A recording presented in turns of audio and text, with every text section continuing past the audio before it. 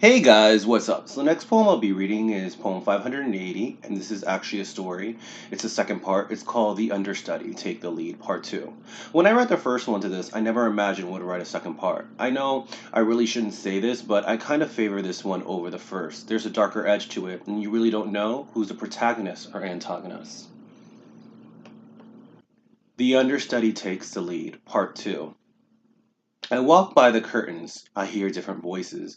I feel the anticipation of the audience, the costume designers tightening a woman's corset as a rose is placed in her hair. She looks at me. Is he ready? I smiled. He just wanted a glass of water.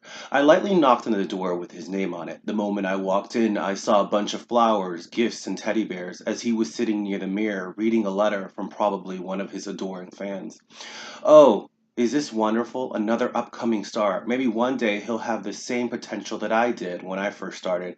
And right when I thought he was done talking, he kept going. To be honest, I'm sick and tired of listening to his voice. I'm done being his little errand boy, and I'm tired of standing behind the curtains. I'm more than positive I can do something different with his role. And as much as he gloats about his performances, there's something he lacks. I went into my pocket and pulled out a bottle of sleeping pills, and as he kept talking in the background, I visualized what if in my head with an evil smirk. I opened the lid and placed about 4 pills in my hand, crushing them, placing them into his water. I walked near the mirror as I saw his face. He looked at me and I started to question my doings. You know, sometimes I feel bad for you. You work so hard. I'm going to talk to one of the producers. They have to give you a role. Maybe next time. I smiled and handed him the glass. I watched him drink it to the very bottom. 20 minutes later, I was called into his room. Oh, he must be exhausted, I said. The show must go on. He looked at me and asked if I was ready. I played shock until I gave in everyone, took their places behind stage. The spotlight moved to the center as the curtain swiftly opened. As I lit up with charisma into the opening scene, I put my all, every feeling. I made sure I had the accent, every gesture, every movement, and blink. As the play came to an end, we all took a bow, the curtains pulled back as the actors jumped up. Another successful night. The production manager quickly grabbed my hand. I'm afraid I have bad news. I saw a few paramedics walk out of the room. He's dead.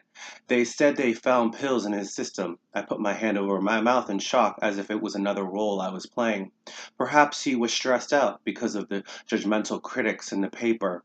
Maybe, I said. He walked away and patted me on the shoulder. By the way, brilliant performance. I was about to go into his room as a movie producer called my name. You were amazing.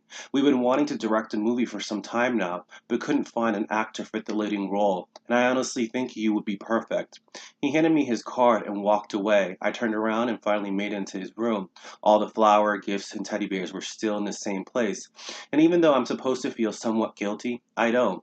Does this make me just as much as a monster of who he really was? I took a seat in the same exact place he was sitting before the show started, looked into the mirror, and smiled.